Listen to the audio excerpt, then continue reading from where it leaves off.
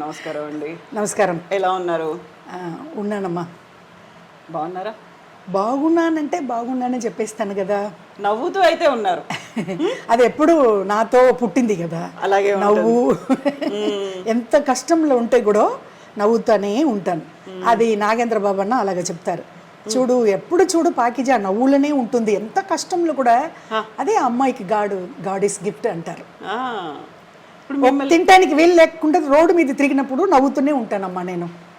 అది ఏమో దేవుడు ఇచ్చిన వరప్రసాదం నాకు. ఇప్పుడు మీరు సినిమాలో ఒక క్యారెక్టర్ రూపంలో మీరు కనిపించాడు, మేము కడుపుబ్బా నవ్వుకుంటూ ఉండేవాళ్ళం.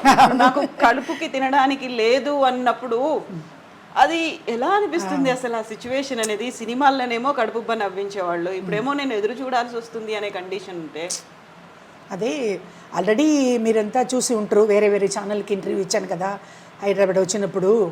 ఫస్ట్ ఆఫ్ ఆల్ వచ్చి నాకు ఇలాగ సడన్లీగా ఎలాగ వచ్చిందంటే, అమ్మ ఆల్రెడీ వచ్చి మాకు పూర్వీక అంటే మా బెత్త వాళ్ళంతా ఆస్తి ఏం పెట్టుకోలేదు, వాళ్ళకే లేదు, మా పేరెంట్స్కే అట్లా లేదు.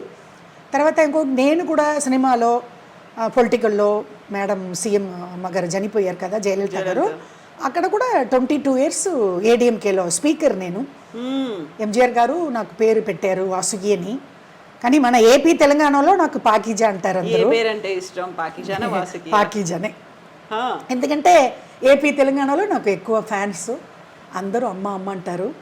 ఎందుకు చెప్తున్నానంటే సడన్లీగా మొత్తం డబ్బులు పోయిందంటే ఏదో ఒక విధంగా పోయింది. నేను కూడా ఇది పెట్టుకోలేదు. ఏజ్ అయిన తర్వాత మనకి ఏదన్నా బ్యాంక్లో ఏదో ఒకటి సేవింగ్లో పెట్టుకోవాలి. అది నేను ఇక్కడ పెట్టుకోవాలి.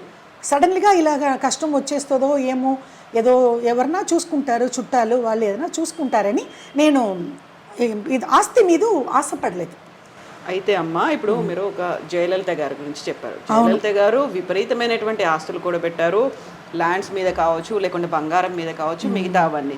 అలా ఫిల్మ్ ఇండస్ట్రీలో ఎవరికైనా డబ్బులు వస్తున్నాయి, రెమ్యునరేషన్ వస్తుంది అనుకుంటే సేవింగ్స్, ఇన్వెస్ట్మెంట్స్ ఇవన్నీ అంతమందిని చూసిన తర్వాత మీరెందుకు అలా సేవ్ చేసుకోవాలి, ఫ్యూచర్కి పనికి వస్తుంది అనిపించలేదు మీకు? అదే కవిత, నేనేం చెప్తున్నానంటే, ఇప్పుడు ఆల్రెడీ మీరు చాలా, నేను హైదరాబాద్లో వచ్చి 3 నెలలు అక్కడ ఉన్నాను. అప్పుడు కూడా చాలా యూట్యూబ్ ఛానల్కి అంతా ఇంటర్వ్యూ ఇచ్చాను. అప్పుడు కూడా వాళ్ళు కూడా అదే అడిగారు, మీరు కవిత ఎలాగ నువ్వు అడుగుతున్నావో తల్లి అలాగనే అందరూ అడిగారు. ఇప్పుడు సడన్లీగా వచ్చి ఏజ్ అయిన తర్వాత ఎవరు నేను చూసుకుంటేది నాకు వచ్చి ఆల్రెడీ నేను చెప్పేశాను, మొగుడు చనిపోయాడు, పెళ్ళి చేసుకున్నాను, ప్రేమించి పెళ్ళి చేసుకున్నాను. కడు తాగేసి వాడు బాగా తిట్టడం కొట్టడం, ఇదిగమ్మ ఇక్కడంతా మార్కు, ఇదంతా వాడు తీసిన పని, ఇక్కడ ఉంది అదే ఇదిగో అదంతా ఇది కొట్టడం, కడుపుతో ఉన్నప్పుడు కింద పడిపోయి నాకు అబార్షన్ కూడా అయిపోయింది. చాలా కష్టపడాను. పెళ్ళి చేసుకుని కూడా నేను సంతోషంగా ఉండలేదు. అది నాకు మొత్తం పోయింది. తర్వాత వాడు ఏదో ఎక్కువ అప్పులు, బిఈ సివిల్ ఇంజనీరు, వాడు ఏదో అప్పులు చేసుకొని వాడు బ్రాందీలో విషం కలిపి తాగేసి వాడు ఉరి వేసుకుని వాడు చనిపోయాడు. అది కూడా లేదు. ఆ తర్వాత చాలా కష్టపడి ఇంకొకటి ఏంటంటే అమ్మగారు మేడం సీఎం జయలలిత మేడం గారు చనిపోయారు కదా, వాళ్ళు పార్టీలో నేను 22 years వచ్చి పొలిటికల్లో స్పీకర్గా ఉన్నాను.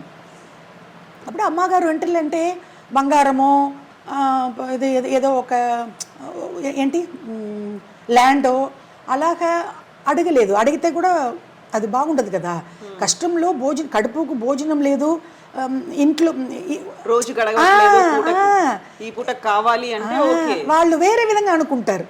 అమ్మగారు నాకు మొగుడు లేదు, పిల్లలు లేదు, నేను అనాథగా తిరుగుతున్నాను, చుట్టాలు ఉంటే కూడా నన్ను పట్టించలేదు, నేను బాగున్నప్పుడు అందరూ అక్క అక్క అక్క అందరూ ఉన్నారు. అప్పుడు ఆల్రెడీ చాలా ఇంటర్వ్యూ ఇచ్చేసాను. ఇప్పుడు మన ఐ డ్రీమ్స్కి వచ్చి నేను ఇప్పుడే కదా ఫస్ట్, అది కూడా ఈరోజు సడన్లీగా వచ్చాను. ఇప్పుడు మీరేదో అపాయింట్మెంట్ తీసుకుని వచ్చినట్టు అట్లా అనుకుంటారు మన వాళ్ళు. లేదు, సకీలా వచ్చి నాకు చిన్నప్పటి నుంచి, నేను అప్పుడు తమిళ్లో కౌంటమణి సెంధిలు అప్పుడు నేను యాక్ట్ చేసినప్పుడు సకీలా అప్పుడు వచ్చింది, ఫీల్డ్కి వచ్చింది. అప్పుడు చిన్నప్పటి నుంచి నాకు సకీలా పరిచయం. నేను మా పల్లెటూరు నుంచి కారైకుడి నుంచి వచ్చి ఇక్కడ 10 days అయింది మద్రాసుకు. ఒక పని మీద వచ్చి ఇంకా తిరుగుతున్నాను, ఏ పని జరగలే. ఒక గుర్తు వచ్చింది, కబక్కని షకీలా ఇంటికి పోతాము. ఎందుకంటే ఆల్రెడీ 2 yearsకు ముందు షకీలా నన్ను తమిళ్లో ఇంటర్వ్యూ చేసింది. ఇక్కడ వచ్చి ఇలాగ అయిపోయిందమ్మా, ఇలాగ జరిగిపోయిందన్నప్పుడు అది వచ్చి ఆ మీడియా చాలా వచ్చి ఆ ఇంటర్వ్యూ చాలా తమిళనాడులో వైరల్ అయిపోయింది. అందరూ అడిగారు, షకీలా మేడంతో మీరు మాట్లాడారు, బాగా వచ్చింది, బాగా మాట్లాడారని. అది తర్వాత నేను కలవల. ఈరోజు ఇంటికి వెళ్ళా మార్నింగ్, సడన్లీగా వెళ్ళాను. మద్రాసు వచ్చేసాము, కారైకుడి నుంచి మనం వచ్చి ఇన్ని రోజులు ఇక్కడ స్టే చేసి షకీలాని చూడలేకపోతే బాగుండదని సడన్లీగా వెళ్ళినప్పుడు అది మన ప్రోగ్రామ్కు ఇక్కడ తయారవుతుంది. అవును, స్నానం చేసి బయలుదేరుతుంది. అక్క కూర్చోండి రండి, నన్ను చూసి చాలా సంతోషం. అక్క ఎలాగ వచ్చారు అక్క, ఏంటక్క ఎక్కడ పోయారు, ఏంటి కారైకుడికి పోతే ఏంటి, నాకు ఒక కాల్ చేయట్లేదని బాధపడింది. నన్ను చూసి కూర్చోపెట్టి కాఫీ అన్ని టిఫిన్లో పెట్టి తర్వాత ఇలాగ నేను పరిచయం అయిపోయిందమ్మా ఇలాగ అన్నప్పుడు గబగబని తీసుకుని వచ్చేసింది ఇక్కడ. ఇప్పుడు మీరు అనుకున్నారా నేను వస్తానని, మీకు తెలుసా? లేదు. అలాగే వచ్చాను, ఇప్పుడు మళ్ళీ మీకు ఇంటర్వ్యూ ఇస్తున్నాను. ఇప్పుడు అదే కదా, మనం అనుకున్నవి ఏవి జరగవు. ఇప్పుడు రియల్ లైఫ్ సినిమాల్లో అవకాశాలు వస్తేనే రియల్ లైఫ్లో ఎలాంటి ఒడిదుడుకులు లేకుండా ఉంటారు.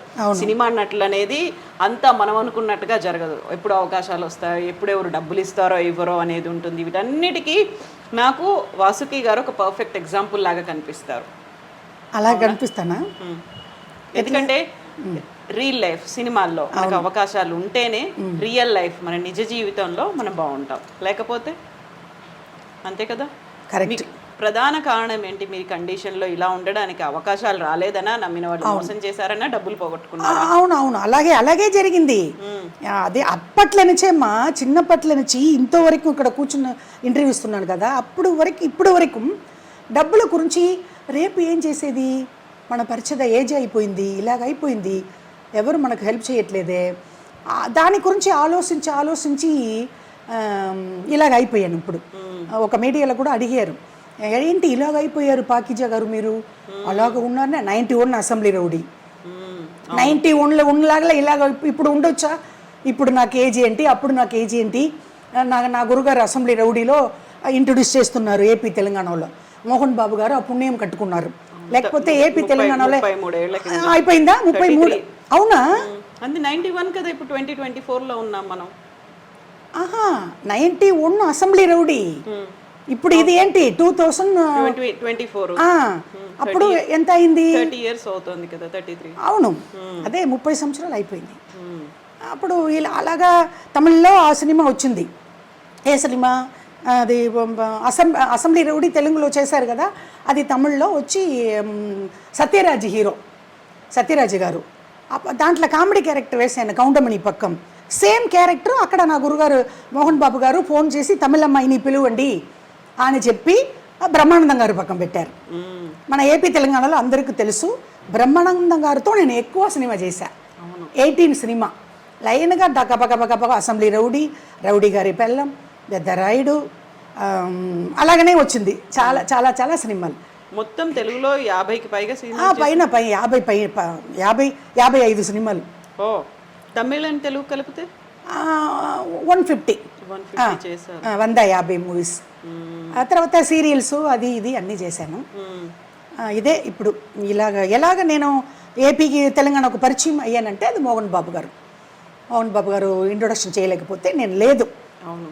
ఇప్పుడు సడన్లీగా ఇప్పుడు ఈరోజు నేను షకీలా ఇంటికి వెళ్ళి ఎలాగ షకీలాని కలిశాను, అలాగనే నా ఫ్రెండు అమ్మాయి బోరింగ్ పాప, జయలలిత అంటే అందరూ మన తమిళనాడు ముఖ్యమంత్రి అని అనుకుంటారు, ఇంకో జయలలిత అక్కడ ఉంది కదా, అదే మన బోరింగ్ పాప అంటారు. అన్న బాలయ్య అనేతో ఆ సినిమా చేసింది కదా బోరింగ్ పాప, లారీ డ్రైవర్లో. అప్పటి నుంచి నాకు ఎలాగ అసెంబ్లీ రౌడీ పాకీజ్ అని వచ్చిందో అలాగా ఆ అమ్మాయికి కూడా అలాగ వచ్చింది. అదే ఒక యూట్యూబ్ ఛానల్కి నంబర్ ఇచ్చింది. అప్పుడు వాళ్ళు వచ్చి ఇక్కడ చెన్నైలో వచ్చి ఇంటర్వ్యూ చేసుకున్నారు.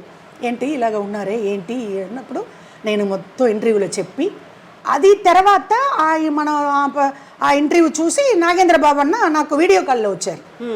ఏంటి పాకిజా, ఏంటి భోజనం తినలేకుండా ఇలాగ తిరుగుతున్నాను, ఏమి అయిపోయింది, ఏంటి నీకు ఎవరు హెల్ప్ చేయట్లేదా అని అన్నయ్య 1,00,000 రూపాయలు నాకు అకౌంట్లో పెట్టారు.